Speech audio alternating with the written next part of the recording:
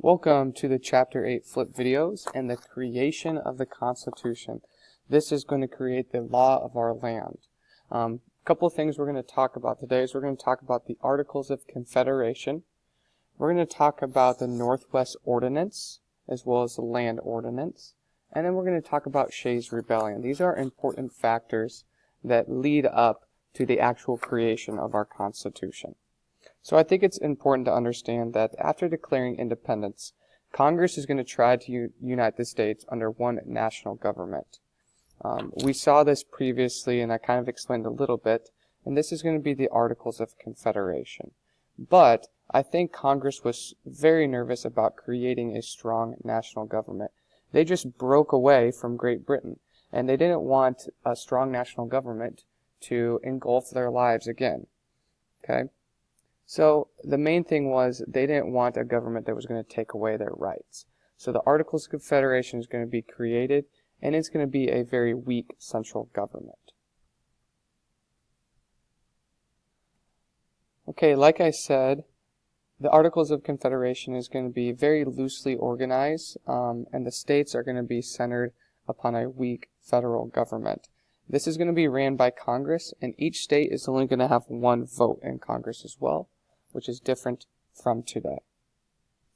A couple powers under the Articles of Confederation were they were able to declare war, raise an army and a navy. They were able to print money, which we'll see problems with this later, and they were able to set up a postal system. Even though they had these powers, it's not a lot, therefore they had a lot of weaknesses. Some weaknesses of the Articles of Confederation is a big one, is that they could not impose taxes. We saw this when I explained the Articles in terms of the Revolutionary War, and they couldn't pay for the war because they couldn't impose taxes. That was a fear of colonists, was taxes, so they didn't give the government power to do so. And in turn, they couldn't pay off any of their debts. And this is really going to bring our nation into a large debt at the very beginning of its origination. Congress is going to have to ask states for funds because states are going to be allowed to tax, but states are not going to be willing to give up their money just to give to the central government. So the central government is going to be lacking the funds needed. And the Articles of Confederation, they just weren't efficient at binding the states into a nation. The states almost acted as their own countries, kind of think of it that way, and they were loosely binded by the Articles. Because these states were very loosely organized and they weren't acting as one together, they began to argue amongst one another. They disagreed on multiple things, and one of them was the taxes on goods that cross state borders. For instance, there was a tax on lumber between Connecticut and New York, and many states disagreed with this. They also disagreed over boundaries. Boundaries is going to be a common thing that we're going to see pretty much the rest of the school year, and a lot of different states are going to disagree upon the boundaries of state and territory lines. Congress, they couldn't end these disagreements just because they didn't have enough power.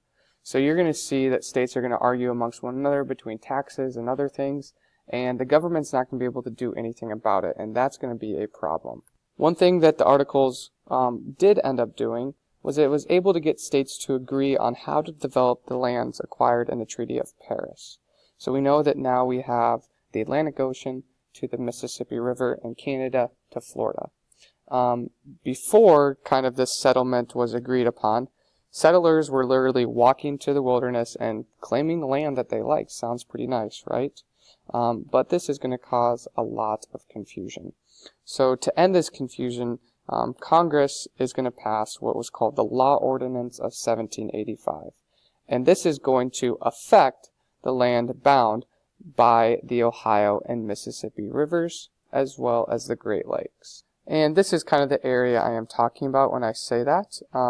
This is obviously the current state borders. It didn't necessarily look like this. This in green was just the territory. And this is the territory that was affected by the Land Ordinance of 1785. You can see there. Okay, what the Land Ordinance did is it divided lands into 6-mile squares, and these were called townships.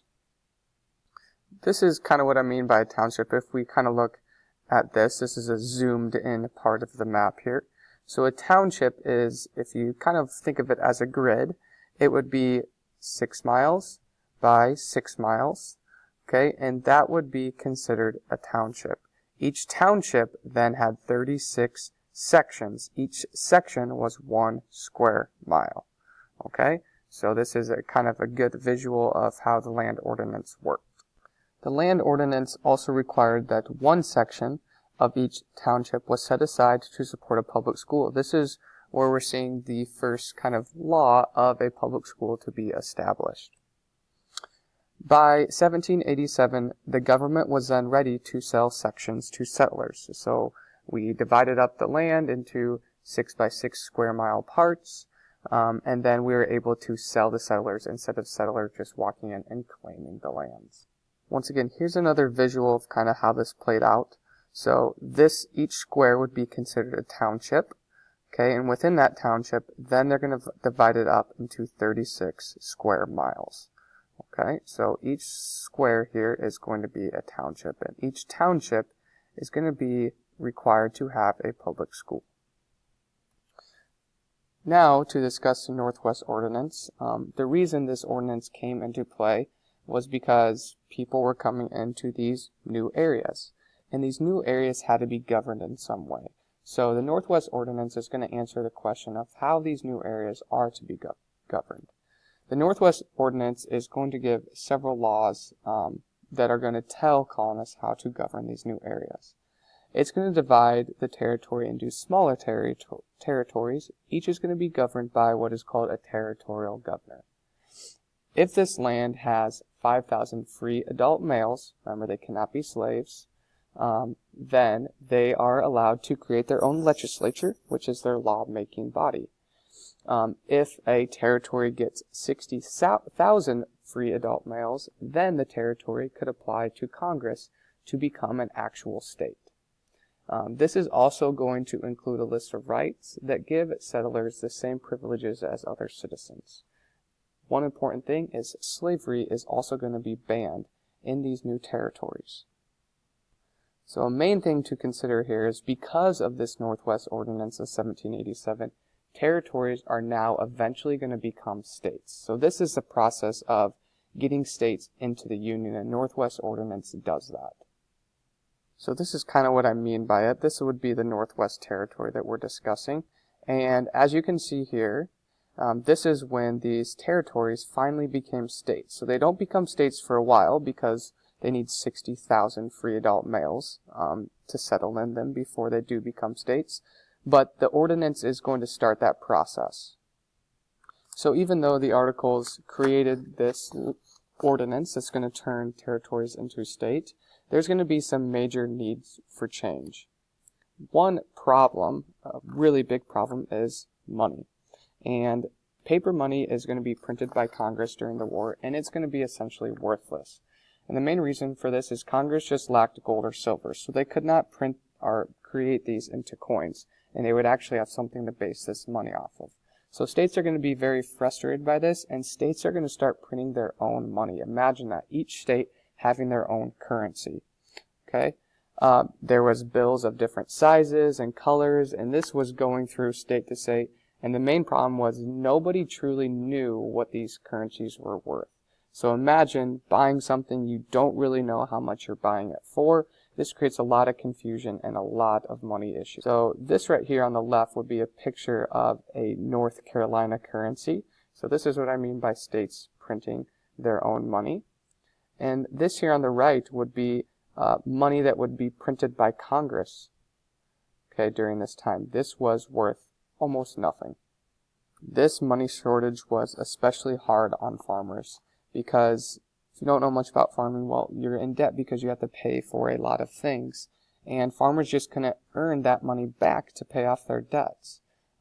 So many had to sell their land and livestock to pay off their debts, which essentially is selling part of their business, if you think of it as a business.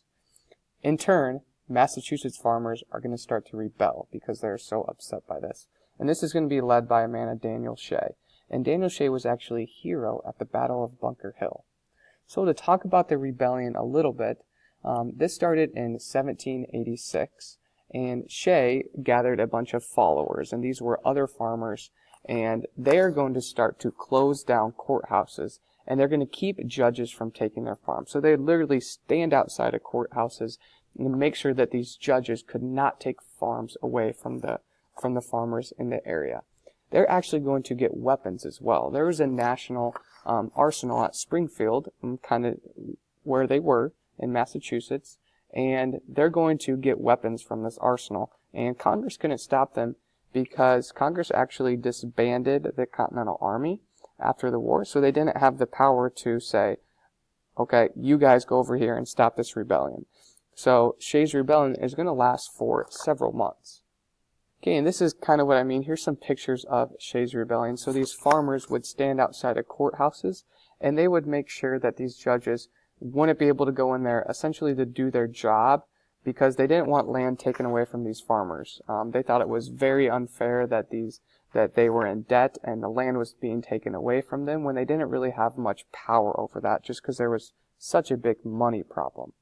Eventually, Shay's rebellion is going to end in early 1787. So like I said, it's going to last for several months. And the reason it ends is because Massachusetts is going to send their own militia to Springfield in order to restore order. But there was a lot of effects because of Shay's rebellion. This was very disturbing for many Americans as they saw the nation that they worked so hard to fight for its independence. They saw it falling apart. And this was a rebellion against its new government and its kind of new issues. So there's going to be a call for a convention. And Shay's rebellion is going to shock Congress a lot. And Congress is going to call a convention, which is essentially an emergency meeting, to consider the situation of the United States. This was such a big deal that they knew they had to come together and really talk and discuss about what was going on. Eventually, the most important thing is Shay's rebellion is going to lead to the passage of a new constitution. Pretty much the essence of this whole chapter is going to be started because of Shay's rebellion. It's going to bring attention to the issues that were going on in the colonies.